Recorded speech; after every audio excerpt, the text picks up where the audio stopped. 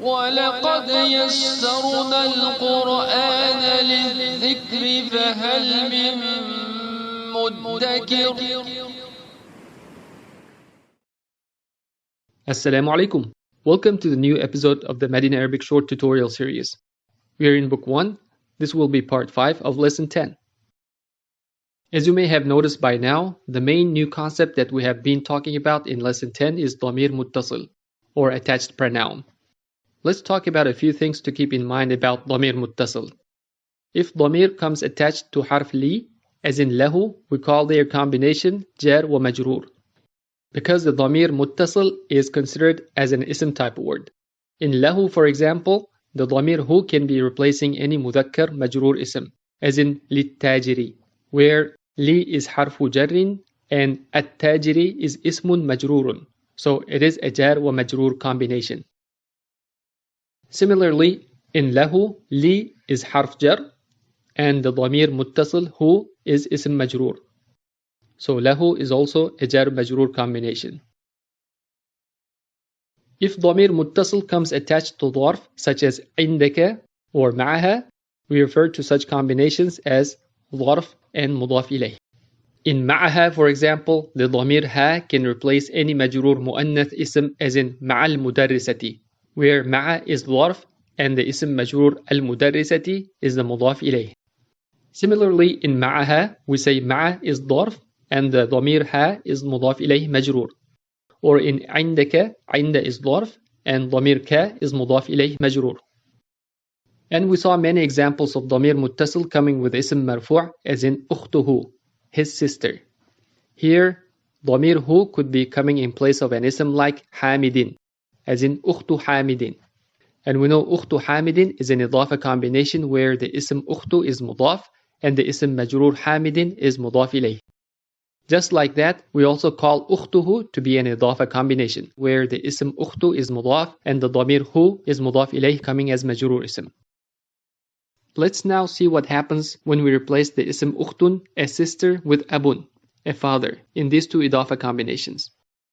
To say his father in Arabic, we add ضمير هو to أبو and it will become أبوه. Did you notice a small change in the ism أبو? It now has an extra letter waw at the end. So we are elongating the u sound of Abu a bit and saying Abuhu. Or if you want to say Hamid's father, we say Abu Hamidin. Again, Abu is picking up a new letter waw at the end, so we now read it as Abu Hamidin, not Abu Hamidin, but Abu Hamidin, with elongated u sound in Abu. And that is why we write the name of Abu Bakr, the name of the prominent companion of the Prophet Muhammad sallallahu alaihi wasallam, as Abu Bakrin radiyallahu anhu, with the letter waw at the end of Abu. And so we elongate it a bit and say Abu Bakr, Abu Bakr.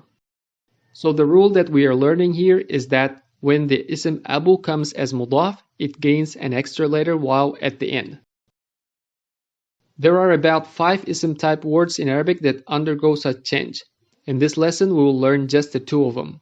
The first one was Abun, and the second one is Akhun, a brother. If we add ضمير ha to Akhun, it becomes Akhuha, her brother. Not Akhuha, but Akhuha, with elongated dhamma because of the added letter waw. Or if you want to say Yasir's brother, we say Akhu Yasirin, Akhu Yasirin.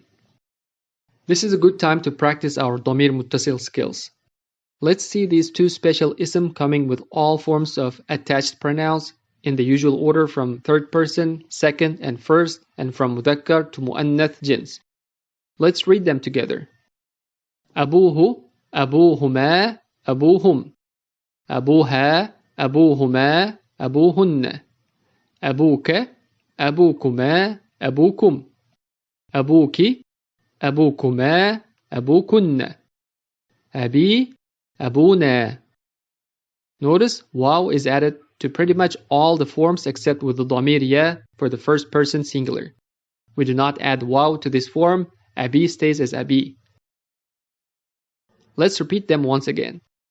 Abuhu, abuhuma, abuhum. Abuha, abuhuma, abuhunna. أبوك أبوكما أبوكم أبوك أبوكما أبوكن أبي أبونا. Now we will switch to أخ coming with ضمير متصل. Let's read them together. أخوه أخوهما أخوهم أخوها أخوهما أخوهن أخوك أخوكما أخوكم أخوك أخوكما أخوكن أخي أخونا. Again, all of them are gaining a letter waw except in أخي. Let's repeat one more time. أخوه أخوهما أخوهم أخوها أخوهما أخوهن أخوك أخوكما أخوكم أخوك أخوكما أخوكن أخي أخونا.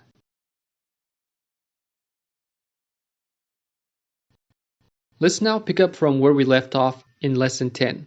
We were on page 59 and stopped at exercise 8. This exercise is about the special ism words abun and akhun that we just talked about. In the beginning of the exercise, we have a table given. The first row is about the word baytun, a house, which is a regular ism. So the dhamir muttasil is attached to this ism normally. Baytuka is your house. Baytuhu is his house. Baytuha is her house. And bayti is my house. In the next row, we see abun, and we can observe the addition of the letter waw when it comes as mudaf with dhamir muttasil. So abuka is your father. Abuhu is his father. Abuha is her father. And abi is my father. Similarly, akhun in the third row gets the letter waw. So we say akhuka, akhuhu, akhuha, and akhi. Now we are going to see a few sentences with these two words abun and akhun. The first one is abi wa ummi fil bayti. My father and my mother are in the house. Here abi is the combination of abu and the dhamir ya. And ummi is the combination of ummu and dhamir ya. And the mubtada is the ism marfu' abu of the idafa abi. Khabar is fil bayti, which is the shibhu jumla. Wa is harfu atf. And ummu of the idafa is ma'tuf to abu, which is connected with the harf wa. Next one. Aina abuka ya Hamidu? Where is your father, O Hamid? ذهب إلى السوق. He went to the market. So here we are observing the added letter waw in abuka. ذهب إلى السوق is the fi'liya sentence because it is starting with the fi'l ذهب. Its fa'il is hidden and refers to huwa. إلى السوق is the jar wa majroor. Next, أأخوك طبيب? Is your brother a doctor? لا, هو مدرس. No, he is a teacher. Here, أخوك is the mudaf and the mudaf ilayh combination. And we can see the letter waw added to the mudaf أخو. Part 4. زينب في الرياض. Zainab is in Riyadh. أخوها في الطائف وأبوها في المدينة المنورة. Her brother is in Taif and her father is in al-Madinah al-Munawwarah. Here Zainabu is mubtada. في الرياض is the khabar shibh jumla. أخوها في الطائف is another ismiya sentence and أخو is mubtada وهو مضاف and ضمير ها is the مضاف إليه. في الطائف is the khabar shibh jumla. Abu is the mubtada of the next sentence وهو مضاف and ها is the مضاف إليه. في المدينة is the jar majroor khabar shibh jumla. And al-munawwarati is the na'at for al-madinati because al-munawwarati means the enlightened. It is describing the ism Madina. That is why both al-madinati and al-munawwarati are coming as ma'rifah and majroor. The next sentence is also an interesting one. هذا الطالب أبوه وزير وأخوه تاجر كبير. This student, his father is a minister and his brother is a big trader. This is an ismiya sentence. Can you identify the mubtada and khabar here? You might have noticed there are multiple mubtadas and khabars in this big sentence, because it is a nested sentence where the khabar is a jumla ismiyah. If we put aside هذا الطالب, we actually have two jumla ismiyah here. The first one is أبوه وزير, where the ism marfu' أبو is the mubtada وهو مضاف and who is the mudaf ilayh. وزير is its khabar. After the harf wa, أخو is the mubtada of the next jumla ismiyah. وهو مضاف and who is the mudaf ilayh majroor. تاجر is its khabar. And كبير is what? It is not for تاجر, right? Now if we zoom back out, we realize that there is a bigger outer jumla ismiyah. And one of these two jumla ismiyah we talked about will need to be the khabar of that outer jumla ismiyah. The mubtada of the outer jumla ismiyah is the ism هذا. What do you think is الطالب here? الطالب is badal for هذا. Now we will pick the first inner jumla ismiyah أبوه وزير to be khabar of the outer jumla ismiyah. And the second inner jumla ismiyah أخوه تاجر كبير as a whole sentence will be ma'tuf to the first inner jumla ismiyah. And the final sentence ذهب أخي إلى المدرسة وذهب أبي إلى الجامعة. My brother went to school and my father went to university. We have two فعلية sentences here. ذهب is the فعل, أخي is the إضافة of أخو وضمير يا, and the اسم مرفوع أخو of the إضافة is the فاعل of the فعل ذهب. إلى المدرسة is the جار ومجرور. Next, ذهب is the فعل of the second فعلية sentence. أبو of أبي is the فاعل وهو مضاف and يا is the مضاف إليه. إلى الجامعة is the جار ومجرور.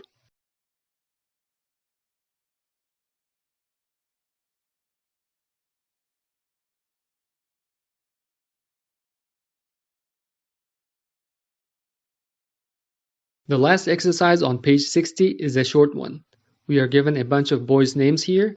The names given in the first row are what we are already familiar with. Muhammadun, Khalidun, Hamidun, Abbasun, Mahmudun. Keep in mind that they are mudhakkar, ma'rifa ism, even if they end with tanween. In the next two rows, we are being informed that there are some boys' names in Arabic that end with TA MARBUTOH, such as Hamzatu, Talhatu, Usamatu, Muawiyatu, Ikrimatu. Notice these names do not end with tanween because of the TA MARBUTOH.